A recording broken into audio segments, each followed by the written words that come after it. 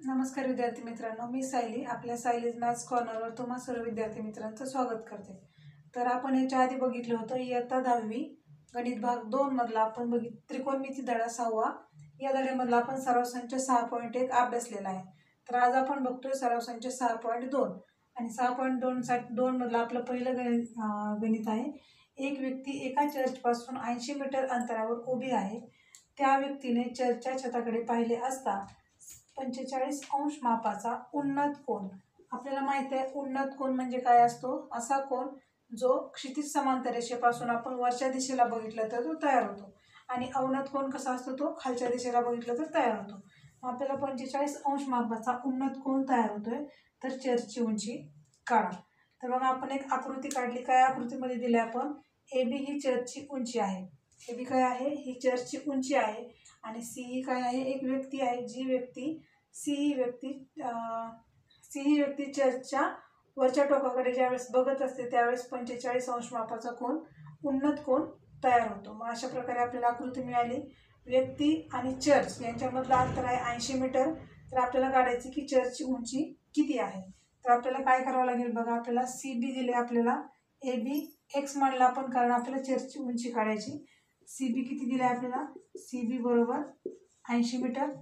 तर आता आपल्याला आणखी काय दिले, ACB हा उन्नत कोन आहे. काय कोन ACB हा उन्नत कोन आहे म्हणून कोन ACB बरोबर किती दिले आपल्याला 45 अंश. बघा कोणासमोरची बाजू आपल्याला काढायची आणि कोणालगतची बाजू दिली आहे. म्हणजे आपल्याला माहिती आहे टॅन थिटा म्हणजे काय असतं, कोणासमोरील बाजू भागिले कोणालगतची बाजू. म्हणून टॅन थिटा किती आपला 45 म्हणून टॅन 45 बरोबर कोणासमोरची बाजू कोणती आहे AB भागिले कोणालगतची बाजू कोणती आहे CB. मग आपल्याला टॅन 45 ची किंमत माहिती आहे किती असते 1 बरोबर. AB किती दिले आपल्याला x मीटर आणि आपल्याकडे CB किती आहे 80 मीटर. मग हे 80 1 कडे गुणाकारात येईल म्हणजे काय येईल 80 मीटर बरोबर x. म्हणजेच काय, x म्हणजे काय आहे AB म्हणजे AB बरोबर 80 मीटर. पण आपल्याला AB काय होतं आपल्याकडे, समजा AB चर्चची उंची आहे म्हटल्यानंतर चर्चची उंची काय मिळाली आपल्याला, चर्चची उंची बरोबर 80 मीटर. सराव संच 6.2 मधला दुसरा प्रश्न. दीपगृहावरून एका जहाजाकडे पाहताना 60 अंश मापाचा अवनत कोन होतो. जर दीपगृहाची उंची 90 मीटर असेल तर ते जहाज दीपगृहापासून किती अंतरावर आहे. आपल्याला काय करायचंय बघा. आता आपण मगाशीच्या प्रश्नामध्ये सांगितल्याप्रमाणे उन्नत कोन म्हणजे काय, क्षितिज समांतर रेषेपासून वरच्या दिशेला पाहिलं तर आपल्याला उन्नत कोन तयार होतो आणि क्षितिज समांतर रेषेपासून जर खालच्या दिशेला पाहिलं तर आपल्याला अवनत कोन तयार होतो. आपल्याला कुठला कोन सांगितलाय, अवनत कोन 60 अंश मापाचा. मग आपण काय करूयात, AB हे जे आहे, AB काय आहे दीपगृह आहे आणि C ही काय आहे, C हे जहाज आहे. आपल्याला दिले काय, दीपगृहावरून एका जहाजाकडे पाहताना म्हणजे हे AB या दीपगृहावरून C या जहाजाकडे पाहत असताना 60 अंश मापाचा अवनत कोन होतो आणि आपण असं लिहिले. आणि दीपगृहाची उंची किती आहे, AB म्हणजे दीपगृह 90 मीटर. तर आता काय होईल, 90 मीटर आहे म्हणतात आपण रचना काय करणार बघा. हे DAC हा कोन तयार होईल अवनत कोन. मग हा 60 अंश आणि आपण C आणि B जोडून घेतलं तर आपल्याला एक काटकोन त्रिकोण मिळेल ABC. आता या काटकोन त्रिकोणामध्ये बघा, हा जर कोन 60 असेल तर हा पण कोन 60 येईल. त्याचं कारण आहे व्युत्क्रम कोन बरोबर. तुम्हाला व्युत्क्रम कोन माहित आहे. मग आपण जे आकृतीमध्ये बघितले तेच लिहिलंय की समजा आकृतीमध्ये AB हे दीपगृह आहे आणि C या ठिकाणी जहाज आहे. तर दीपगृहावरून जहाजाकडे पाहताना कोन DAC हा अवनत कोन होतो. मग कोन DAC बरोबर कोन ACB. याचं कारण मी आता सांगितलं तुम्हाला, व्युत्क्रम कोन. मग व्युत्क्रम कोन कसे असतात, एकरूप असतात. म्हणून कोन DAC बरोबर कोन ACB बरोबर 60 अंश. पण आपल्याला काढायचे काय एक्स मीटर म्हणजे जहाज आणि दीपगृहाच्या मधलं अंतर काढायचंय. आपल्याला काटकोन त्रिकोण ACB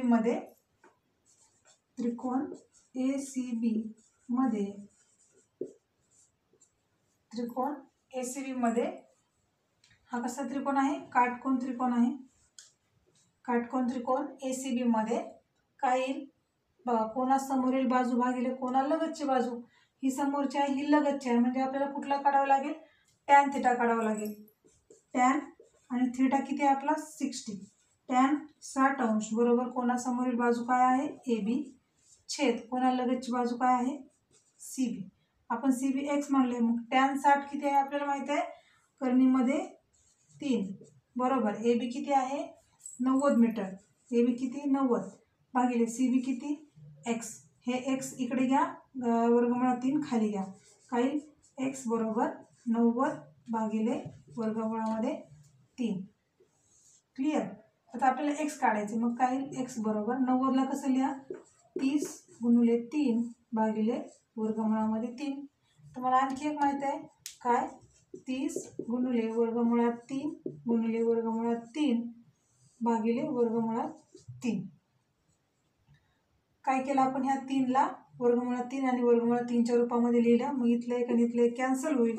आपल्याकडे राहील काय x बरोबर 30 गुणिले वर्गमुळामध्ये 3.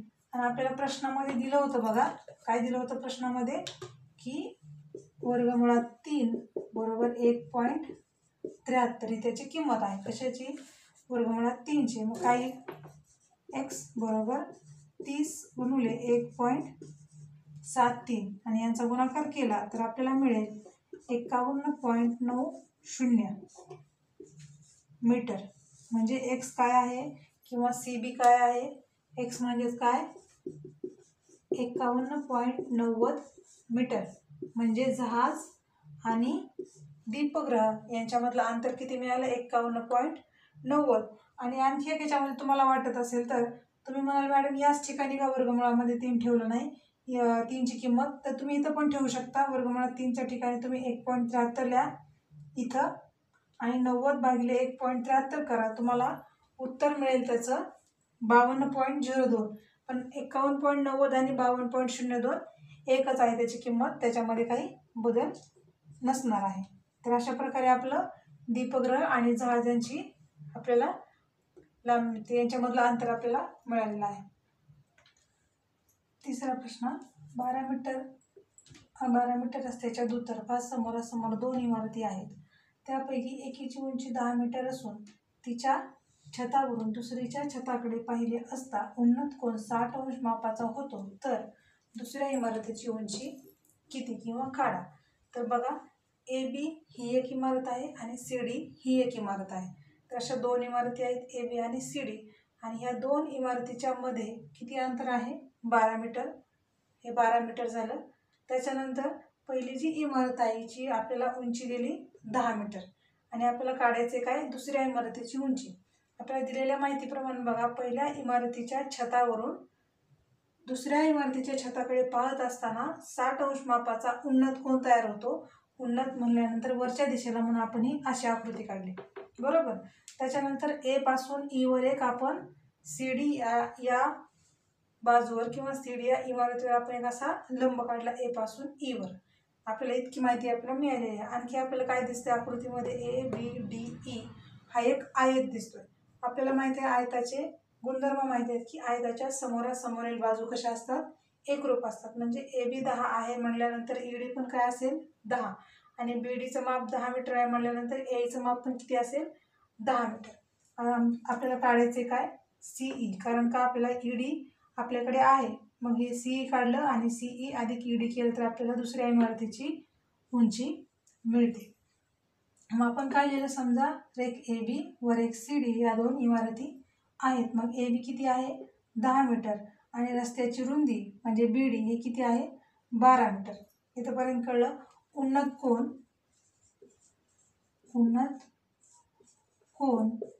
कोणताही उन्नत कोन CAE कोन CAE बरोबर 60 अंश आणखी आपल्याला काय दिसते आकृतीमध्ये ए बी डी ई हा आयत आहे, चौकोन ए बी डी ई हा आयत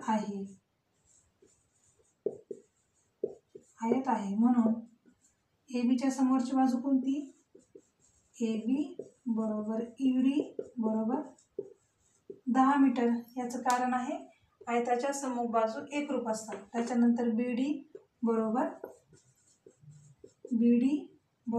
एई बरोबर किती होईल, 12 मीटर. म्हणजे एई किती मिळालं आपल्याला, 12 मीटर. हे किती मिळालं, 10 मीटर.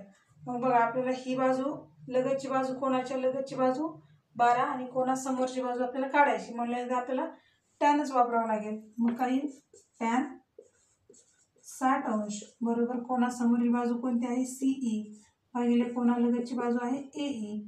मग टॅन 60 आपल्याला माहिती आहे वर्गमुळामध्ये 3 बरोबर सीई किती आहे एक्स आणि एई किती आहे 12. मग काही एक्स बरोबर 12 वर्गमुळामध्ये 3 मीटर. एक्स मिळाला, पण आपल्याला एक्स काढायचे का, नाही. आपल्याला काय काढायचे, सी डी या दुसऱ्या इमारतीची उंची काढायची. मग सी डी काढण्यासाठी आपल्याकडे काय आहे बघा, सी डी बरोबर सीई अधिक ईडी. मग सीई किती आहे आपल्याला, आपण आता काढलं किती, 12 वर्गमुळामध्ये 3 अधिक ईडी किती आहे 10. म्हटल्यानंतर आपल्याला उत्तर काय मिळालं, 10 अधिक 12 वर्गमुळामध्ये 3 मीटर. म्हणजे सी डी म्हणजे काय, दुसरी इमारत. म्हणजे काय असेल, दुसऱ्या इमारतीची उंची. म्हणजेच काय, दुसरी इमारत कोणती होती आपली, सी डी. तर दुसऱ्या इमारतीची उंची किती आलं, 10 अधिक 12 वर्गमुळामध्ये 3 मीटर.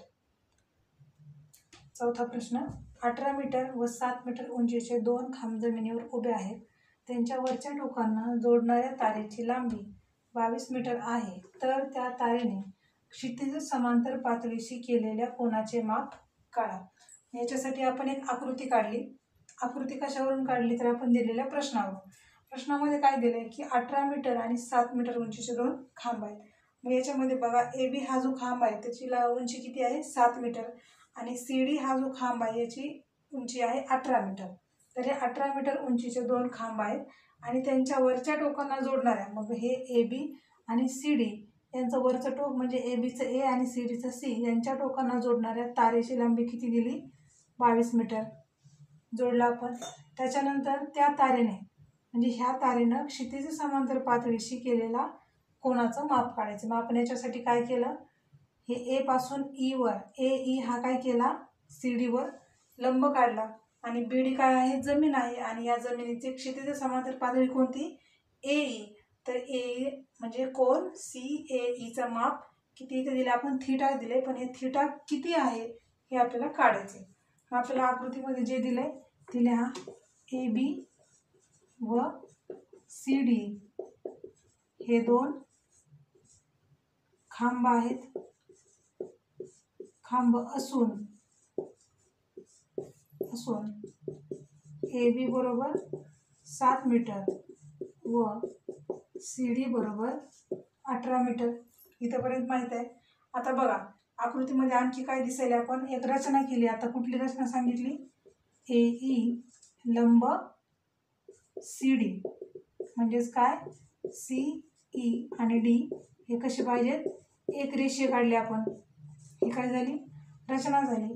त्याच्यानंतर ए सी ही काय आहे, ए सी बरोबर 22 मीटर.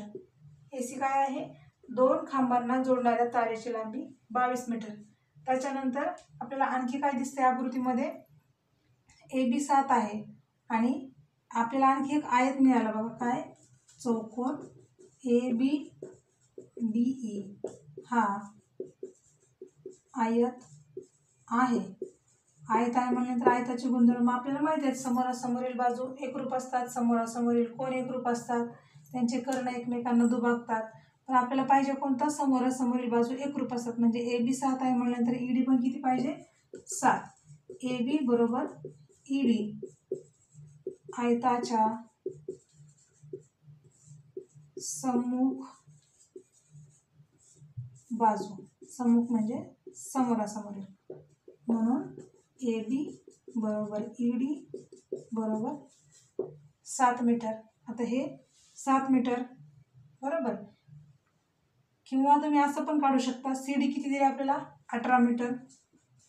CD बरोबर CE अधिक ED, CE अधिक ED बरोबर. CE किती आहे आपल्याकडे, CE बघा हे किती आहे 7 म्हणल्यानंतर काही CE आपण तिथं 11 लिहिले, पण ते कसं आलं तर बघा CE आपल्याला काढायचं आहे. CE अधिक ही किती आहे 7 आणि CD किती आहे 18, म्हणून CE बरोबर 18 वजा 7 आणि CE बरोबर 18 मधून 7 गेले किती होईल 11 मीटर. आपल्याला CE मिळालं 11 मीटर. करेक्ट. CE 11 मीटर आणि AC किती आहे 22. म्हणजे हा काटकोन त्रिकोण छोटासा कोणता होईल, त्रिकोण, काटकोन त्रिकोण CEA मध्ये आपल्याला CE कोणासमोरची बाजू आहे आणि AC काय आहे, कर्ण आहे ह्या कोणाचा बरोबर. कोण CAE मध्ये, या काटकोन त्रिकोण CEE मध्ये कोण CAE मध्ये काय असेल आता बघा, कोणासमोरील बाजू भागिले कर्ण म्हणजे कुठला थिटा असतो, साइन थिटा. म्हणून साइन थिटा बरोबर कोणासमोरील बाजू कोणती आहे CE भागिले कर्ण कोणता आहे AC. मग आपल्याला CE किती आहे 11 आणि AC किती आहे 22. 11 1 11, 11 2 22 म्हटल्यानंतर बघा साइन थिटा बरोबर 1/2. साइनचा असा कुठला कोन आहे ज्याचं उत्तर आपल्याला 1/2 मिळतंय, तर साइनचा 30 अंश म्हणजे काय असेल, साइन 30 अंश बरोबर 1/2 म्हणजे आपला थिटा किती आला, थिटा बरोबर 30 अंश. पण हा थिटा म्हणजे काय, हा थिटा म्हणजे आपल्याला की त्या तारेने क्षितिज समांतर पातळीशी केलेल्या कोनाचं माप किती असेल 30 अंश. प्रश्न 5वा. वादळामुळे एक झाड मोडले आणि मोडल्यामुळे झाडाचा शेंडा जमिनीवर टेकला व मोडलेला भाग जमिनीशी 60 अंशाचा कोन करतो. झाडाचा शेंडा आणि बुंदा यातील अंतर 20 मीटर असल्यास झाडाची उंची काढा. बघा प्रश्न काय दिला आपल्याला की वादळामुळे एक झाड मोडले बरोबर, तर ते मोडलेल्या झाडाचा शेंडा काय केला, मग जमिनीवर टेकला. जमिनीवर टेकल्यानंतर कुठला कोन तयार होईल, अवनत कोन. ते झाड उभं आणि जर वरच्या दिशेला आपण सांगितलं असतं तर ते उन्नत कोन झाला असता, पण ते झाडाचा शेंडा कुठं आलाय, जमिनीवर टेकलाय म्हणजे अवनत कोन तयार झाला. आणि मोडलेला भाग जमिनीशी 60 अंशाचा कोन करतो म्हणजे अवनत कोन तयार करतो. आणि झाडाचा शेंडा आणि बुंदा यामधील अंतर किती दिलंय 20 मीटर, तर झाडाची उंची काढा. तर बघा आपण आकृती काढली. आकृतीमध्ये आपण काय लिहिले, AB हे काय आहे, न मोडलेलं झाड आहे. काय आहे, AB न मोडलेलं झाड आहे आणि मोडलेल्या झाडाच्या बुंद्याचा भाग कुठं आहे, हा BC म्हणजे AB हे न मोडलेलं झाड आहे आणि मोडलेल्या झाडाच्या बुंद्याचा भाग आकृतीमध्ये कुठे दाखवलाय आपण, हा BC ने दाखवलाय. हे झाड मोडले, हे AB हे पूर्ण न मोडलेलं झाड आहे आणि CB हे काय आहे, मोडलेल्या झाडाचा भाग दर्शवलाय आणि C या ठिकाणी झाड मोडले बरोबर. आणि A हा भाग काय आहे, A हा जमिनीला D या ठिकाणी स्पर्श करतो. आकृती व्यवस्थित बघा आणि तुमच्या लक्षात येईल. AB हे न मोडलेलं झाड आहे आणि C या ठिकाणी झाड मोडले बरोबर. मग C या ठिकाणी झाड मोडल्यामुळे C पासून E पर्यंतचा अंतर आणि C पासून A पर्यंतचा अंतर कसं आहे, सेम आहे. आणि A हा झाडाचा जो शेंडा आहे तो कुठं आलाय, D या ठिकाणी आलाय. आणि झाड कुठं मोडले, C या ठिकाणी. म्हणजे इथून पण इथं आपण काय सांगितलं, मोडलेला भाग जमिनीवर टेकला व मोडलेला भाग कुठं आहे 60 अंशाचा कोन तयार करतो. म्हणजे C हा इथून मोडलाय झाड आणि तो जमिनीसोबत 60 अंशाचा अवनत कोन तयार करतो आणि त्याचा शेंडा पण D या ठिकाणी आलेला आहे, अशी आपली आकृती आहे.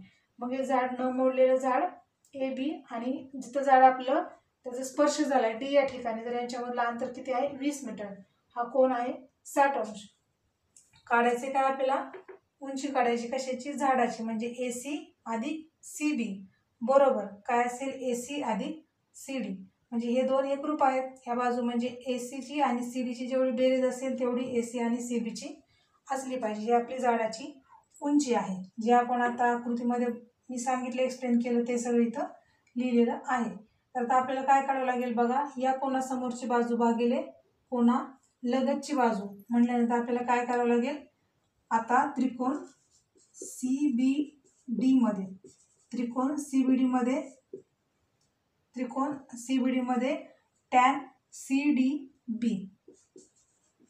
टॅन कोण CDB बरोबर कोणासमोरची बाजू कोणती आहे CB भागिले कोणालगतची बाजू कोणती आहे BD. मग टॅन CBD किती आहे 60. मग टॅन 60° बरोबर CB भागिले BD किती आहे 20. मग टॅन 60 आपल्याला माहिती आहे वर्गमुळामध्ये 3 बरोबर CB भागिले 20. मग CB किती मिळाला 20 वर्गमुळामध्ये 3 मीटर. CB किती मिळाला 20 वर्गमुळामध्ये 3 मीटर. पण आपल्याला CB काढायचं होतं का, आपल्याला काय काढायचे झाडाची उंची म्हणजे AB. आता आपल्याला CB मिळालं बरोबर. CB मिळालं म्हटल्यानंतर आता आपल्याला काय मिळालं, कोणासमोरची बाजू भागिले कोणा लगतची पण बाजू. आता आपण काय करूयात कॉस का काढायचं, कारण जर आपण कॉस काढलं कोणासमोरची बाजू भागिले कर्ण तर आपल्याला CD मिळेल आणि CD जेवढं आहे तेवढंच आपलं AC आहे. म्हटल्यानंतर आपण काय करूयात कॉस 60 बरोबर कोणासमोरील बाजू CB भागिले कर्ण CD. तुम्ही म्हणाला CD का काढायलात, कारण CDचा हा कर्ण जरी असला काटकोन त्रिकोण CBDचा तर हा CD आणि AC ह्या बाजू एकरूप आहेत. म्हटलं तर ही बाजू मिळाल्यानंतर ही मिळेल आणि या दोन्हींची बेरीज केली तर आपल्याला झाडाची उंची मिळेल. मग कॉस 60 किती असतं, कॉस 60 1/2 बरोबर CB किती आहे CB 20 वर्गमुळामध्ये 3 छेद CD. मग CD इकडं हे दोन इकडं CD बरोबर 20 वर्गमुळामध्ये 3 छेद 2. मग CD बरोबर काय असेल 10 वर्गमुळामध्ये 3 बेक बे बेंदाय 20. आपल्याला मिळालं CD 10 वर्गमुळामध्ये 3.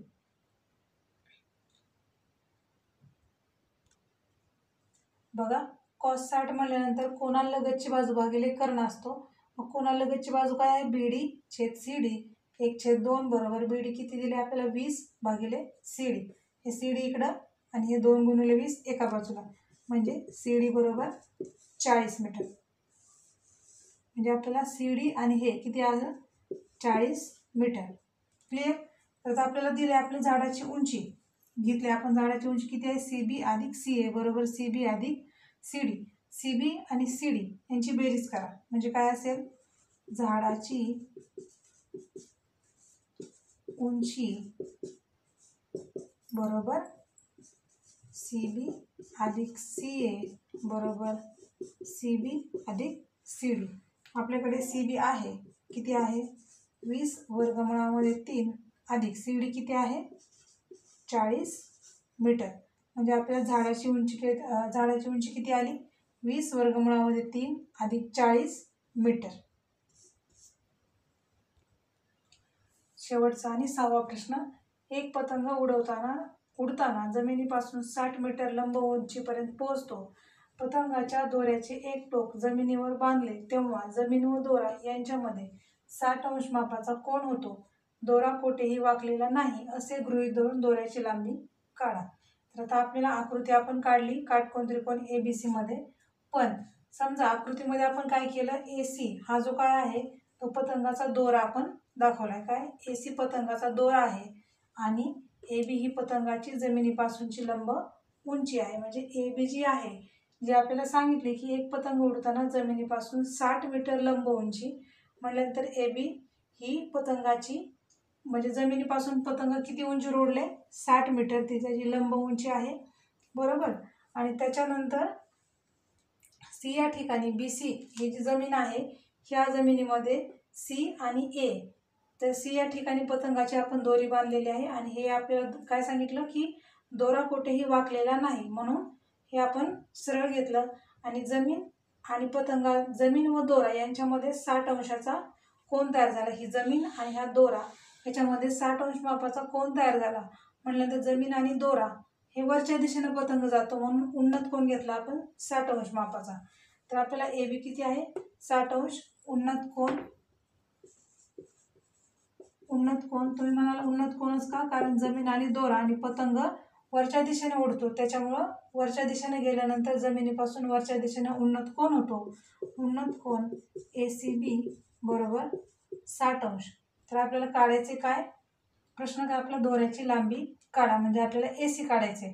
तर AC काढण्यासाठी आपण काय करूयात, आधी कोनासमोरील बाजू भागिले कर्ण. मग का आपल्याला काय घ्यावं लागेल साइन थिटा घ्यावं लागेल. साइन 60 अंश बरोबर कोनासमोरील बाजू AB भागिले कर्ण कोणता आहे AC. मग साइन 60 आपल्याला माहिती आहे वर्गमुळामध्ये 3/2 बरोबर AB किती आहे 60/AC.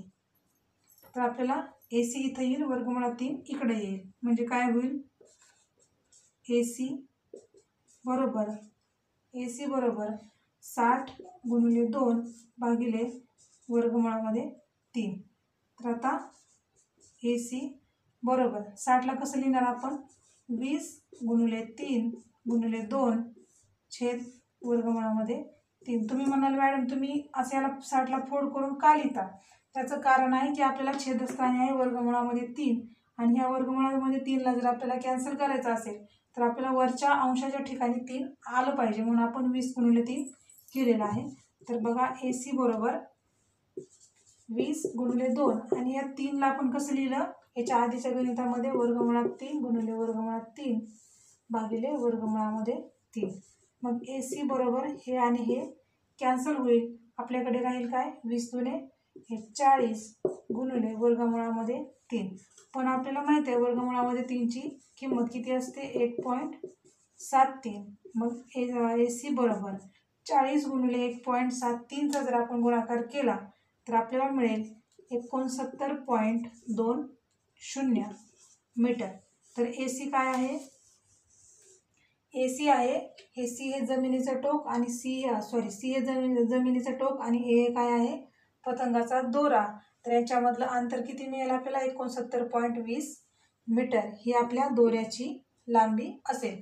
तर विद्यार्थी मित्रांनो आज आपण बघितलं सराव संच 6.2 इयत्ता 10वीचा त्रिकोणमितीय धड्यामधला 6.2 सराव संच आपण पूर्णपणे सोडवलेला आहे.